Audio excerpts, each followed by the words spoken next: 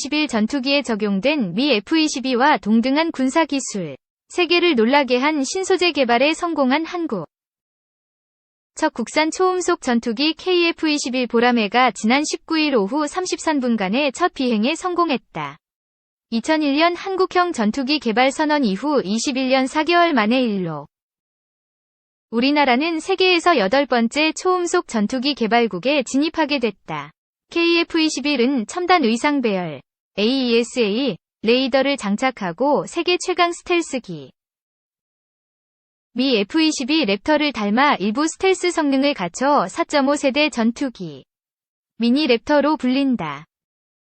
최근 톰 크루즈가 주연한 전투기 영화 탑건, 매버릭이 흥행하면서 더욱 관심을 끌고 있다. KF-21 사업은 2026년까지 추진하는 1단계, 공대공 능력 개발에 8조 1,000억 원. 2026에서 2028년 2단계, 공대지 능력 개발에 7천여억 원 등 총 8조 8천여억 원의 개발비가 투입된다. 2032년까지의 120대 양산 비용 9조 2천억 원까지 포함하면 총 사업 비용은 18조 원에 달해 단군 이래 최대 규모의 무기 개발 도입 사업으로 불려왔다. KF-21 개발을 이끌고 있는 KAI, 한국항공우주산업, 류광수, 58 부사장을 지난 23일 서울에서 만났다. 류 부사장은 KF-21은 국내외 수많은 개발 엔지니어와 숙련된 생산 인력의 피와 땀이 배인 결과물 이라며 우리의 안보 자산인 동시에 산업 자산, 신성장 동력이기도 하다고 강조했다. 첫 비행 때 몹시 떨리지 않았나. 그날 아침 왠지 모를 설레임을 안고 출근했는데 이륙 시간이 다가오면서 긴장감이 점점 커져갔다. 시험비행 조종사 안준현 소령에게 부담감을 주지 않기 위하여 경납고 맞은 편 건물 내에서 초조하게 항공기가 시동을 걸고 출발하는 모습을 바라봤고 마침내 하늘로 웅장하게 날아오르는 KF-21의 모습을 보면서 만감이 교차했다. 어떤 생각이 들었나? 월드컵의 열기로 가득 찼던 2002년 8월 첫 국산 초음속 훈련기 T-50 첫 비행의 꿈을 이뤘고 20년이 지난 2022년 7월 우리는 기적을 이뤘다. 이는 국내외 수많은 개발 엔지니어와 숙련된 생산 인력의 피와 땀이 배인 결과물이다. 사업 초기 개발 계획을 본 미 록히드 마틴사 기술 지원 엔지니어들이 크레이지 스케줄 베이스드 온 미라클스, 모든 것의 성공에 기초한 기적을 전제로 한 스케줄라고 했던 말도 생각났다. 전투기 개발 베테랑들인 자기들이 볼 때는 미친 계획이었는데 기적을 이뤄냈다는 반응이었다.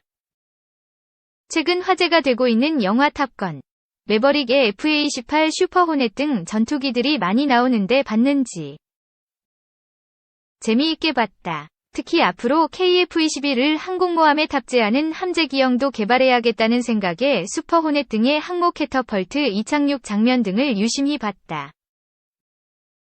KF-21이 베이비 랩터로 불리는데 세계 최강 F-22와 비교하면 어떠한가?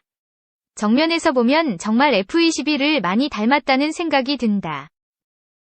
하지만 F-22는 처음부터 5세대 스텔스기로 설계, 개발됐기 때문에 KF-21과 비교하긴 어렵다. KF-21은 결국 무인 전투기와 함께 운용하는 유무인 복합체계, 레이저 무장 등 6세대로 발전해야 하지 않나 생각한다. KF-21을 세계의 다른 신형 전투기들과 비교해 본다면 4세대와 5세대 전투기를 구분하는 가장 큰 성능은 스텔스 기능을 기반으로 하는 첨단 센서 적용, 초음속 순항 등이 보편적으로 받아들여지고 있다. KF-21은 개발 초기부터 4.5세대 항공기를 지향했고 스텔스 기능을 요구하지는 않았지만 미래 성능적인 측면의 확장성을 고려해 설계 개발을 수행했다. KF-21이 다른 5세대 전투기와 비교했을 때 성능 차이는 있을 수 있겠지만 현존하는 4.5세대 전투기와 견주어 봤을 때는 5세대에 가깝다고 말씀드릴 수 있다. 랜딩 기어를 내놓고 첫 비행을 해 일각에서 논란이 있었는데 첫 비행의 경우 랜딩 기어가 다시 들어가지 않을 경우에 대비해 어느 나라 어떤 전투기든 다 바퀴를 내놓고 비행한다. 미국 F-35 스텔스기 1X2 기술 실증기 중 J-20 스텔기 등도 모두 그랬다. 단 한 번의 예외가 있었다는데 미 보잉사 YF-23과 치열한 경쟁을 했던 록히드 마틴의 YF-22가 우세를 점하기 위해 위험을 무릅쓰고 바퀴를 집어넣고 비행한 경우가 있다. 우리도 이미 여러 차례 지상시험에서 랜딩기어 테스트에 모두 성공했기 때문에 내가 과감하게 한번 랜딩기어 집어넣고 해보자고 했는데 실무자들이 강력 반대에 접었다. 웃음. 앞으로 개발 완료까지 어떤 과정이 남아있나? 2026년 1단계 개발, 사업 종료까지 약 2000여 회의 비행시험이 계획돼 있다. 이번 첫 비행은 고도 15,000피트, 450, 속도 200노트, 시속 370km로 간단한 기동과 이착륙을 했지만 앞으로 6대의 CJ 항공기를 이용해 점차 고도, 속도 등을 늘려가며 항공기의 특성이 설계한 대로 돼 있는지를 검증하게 된다. 이 과정에서 항공기 성능의 최고점, 최대 속도, 최대 가속도, 최대 받음각 등 검증과 무장 발사 등을 하는데 우리 회사와 공군으로선 처음 해보는 공중급유 테스트가 가장 어려운 시험이 될 것 같다. 세계 8번째 초음속 전투기 개발국이 됐다는데 어떤 의미가 있나? 우리나라가 항공산업에 뛰어든 지가 이제 대략 40년이 지났다. 개발 비용을 최소화하면서 기술을 축적했다는 점을 강조하고 싶다. 과거 해외 선진업체에게 KF-X, KF-21 위 종전 명칭 개발비 견적을 받아본 적이 있는데 미국 두 회사가 각각 17조 원과 10조 원, 유럽 회사가 15조 원을 개발 비용으로 제안했었다. 만약 그때 자신이 없어 외국 업체와 개발을 공동 진행했더라면 KF-21 개발비는 8조 원대가 아니라 최소한 10조 원에서 16조 원까지 부담하면서 기술도 종속돼 국산 전투기로서의 역할을 못했을 것이다. 국방과학연구소가 아니라 업체 주도로 개발했다는 점도 KF-21의 특징인 것 같다. KF-21 개발에 있어 국책연구소 주도냐, 업체 주도 개발이냐는 큰 차이는 없을 것으로 생각한다. 항공기 개발에서 가장 중요한 것은 수요군, 공군의 요구사항을 정확히 이해하고 사용자가 쓰기 편하도록 개발하는 것인데 사업을 관리하는 방위사업청과 최종 사용자인 공군에서 적극적인 협력을 해주었다. 첫 비행 후 4년간 개발을 완료하는 것으로 돼 있는데 선진국 전투기 개발 사례와 비교하면 어떤 수준인가? KF-21은 진화적 개발 개념을 적용하여 개발하고 있는데 4년은 선진국들에 비해 상당히 짧은 수준이다. 첫 비행서 양산까지 미 F-35는 9년, F-22는 6년, 프랑스 라팔은 15년, 유로파이터 타이푼은 9년이 각각 걸렸다. 김대중 전 대통령이 2001년 3월 공사 졸업식에서 2015년까지 한국형 전투기를 개발하겠다 고 선언한 뒤 첫 비행까지 21년 4개월이나 걸렸다. 그동안 우여곡절이 많았는데 보수 진보 정권을 넘나들며 계속 추진돼온 KF-21은 국민통합의 상징이라고 본다. 또 우리의 안보자산인 동시에 산업자산, 신성장동력이기도 하다. 개발비의 20%를 분담하기로 한 인도네시아가 계속 분담금 납부를 미뤄 논란이 일고 있다. 현재 인도네시아 기술자 약 40명, 조종사 2명이 우리 회사에 와 개발에 참여하고 있는 등 인도네시아의 공동개발 의지는 강한 것으로 안다. KF-21의 수출 가능성과 가격 경쟁력은 공정혁신을 통해 선행 준비 시간 등 비용 절감 요소를 지속적으로 발굴, 적용해 수출 경쟁력을 높일 수 있을 것으로 생각한다. 수출 국가는 초기 T-50을 수출했던 나라들을 중심으로 마케팅을 집중하고 대륙별, 국가별 전략을 수립해 시장 확대하는 것을 목표로 하고 있다. KF-21 개발이 우리 국방과 항공산업 측면에서 어떤 의미를 갖는가? KF-21은 중 러일 등 주변 강국의 최첨단 무기체계에 대응하는 전력으로 자리매김할 것이다.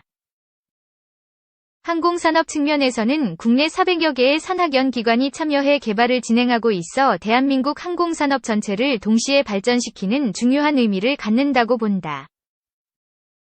2. 유령 전투기가 온다. 앞서가는 중국, 일본. 한국과 격차 벌린다. 박수찬의 군. 하늘을 장악하는 자가 승리한다. 제2차 세계대전 이후 지구 곳곳에서 벌어진 전쟁의 공통점이다.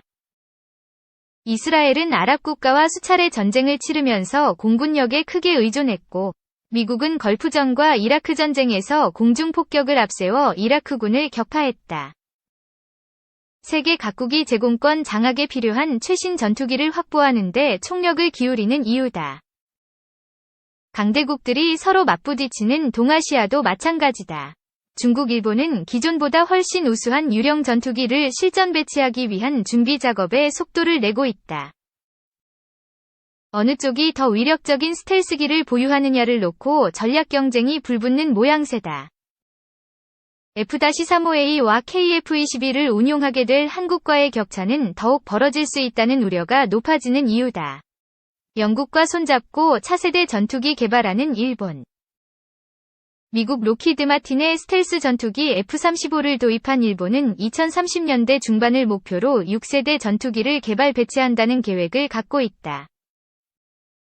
자국산 F-2 전투기를 스텔스 인공지능, AI, 초연결 네트워크 등 4차 산업혁명 기술을 적용한 첨단 기종으로 대체하려는 의도다. 이와 관련해 일본 정부는 차세대 전투기를 영국과 협력해 공동 개발하는 방향으로 최종 조율 중이라고 요미우리 신문이 14일 전했다. 당초 일본은 F-22, F-35를 개발한 미국 로키드 마틴과 공동 개발을 추진했다. 스텔스기를 만든 경험이 풍부한 데다 유사시 미군과의 연합작전을 위해서는 미 공군 전투기를 납품하는 로키드 마틴과 손잡는 것이 낫다는 판단에서였다. 일본은 F-2가 퇴역하는 2035년쯤부터 차세대 전투기 90대를 배치하기 위해 1조엔 약 10조 5천억 원을 투입해 개발을 진행할 예정이었다. 실전 배치를 포함하면 총 사업비는 5조엔 약 52조 5천억 원 이상에 달하는 초대형 프로젝트다. 이를 통해 중국 공군의 양적 우위에 질적 향상으로 맞서려 했다. 하지만 로키드 마틴과의 협의가 난항을 겪으면서 개발의 차질이 우려됐다. 독자적으로 만들기에는 기술적 재정적 부담이 적지 않았다. 영국의 움직임에 주목하게 된 이유다. 영국도 2030년대 실전 배치를 목표로 스웨덴, 이탈리아와 함께 6세대 전투기 템페스트 개발을 추진 중이다. 일본과 영국은 차세대 전투기에 대한 요구 성능과 실전 배치 시기 등이 비슷한 상황이다. 공동 개발을 진행하면 연구 개발비와 대당 단가를 낮출 수 있고 생산 효율화도 가능하다. 공동 개발은 일본 미쓰비시 중공업과 영국 항공방위산업체인 BAE 시스템스가 담당한다. 이탈리아 방산업체 레오나르도도 참여를 검토하는 것으로 알려졌다. 레이더는 미쓰비시 전기와 레오나르도 영국 법인 등이 개발을 맡을 전망이다. 엔진은 일본 IHI와 영국 롤스로이스가 맡고 이탈리아 기업의 참여도 거론된다. 로키드 마틴은 미군과의 상호 운용성 확보 등에만 관여할 전망이다. 일본 내에서는 6세대 전투기의 수출에 대한 기대도 나온다. 영국은 독일, 이탈리아 등과 공동 개발한 타이푼 전투기를 사우디아라비아를 비롯한 중동 지역에 판매했다. 군함을 비롯한 주요 무기의 수출 경험도 풍부하다. 일본이 생산을 맡고 BAE 시스템스가 마케팅을 담당하는 구도가 실현될 가능성도 있다. 완제품 대신 주요 장비나 부품의 수출도 이뤄질 수 있다. 전투기 수출을 위해서는 일본 정부가 유지하고 있는 방위장비 이전 3원칙 위 운용지침을 개정해야 한다. 운용지침에서는 안보 협력 관계에 있는 국가로의 무기나 부품 이전을 허용하고 있다. 다만 군함과 수송, 감시 등의 용도로 한정되어 있어 전투기와 호위함 등은 완제품 형태로 수출할 수 없다. 일본 정부는 전투기도 수출할 수 있도록 방위장비 이전 3원칙 운용지침을 연내 개정하는 것을 검토 중이다. F-35 복사판 내놓은 중국. 미국, 일본에 맞서 동아시아의 패권 경쟁을 벌이는 중국은 기존에 만든 5세대 스텔스 전투기 J-20과 별도로 새로운 기종을 개발하고 있다. 최근 중국 소셜미디어에는 중국이 개발 중인 신형 스텔스기 사진이 공개됐다.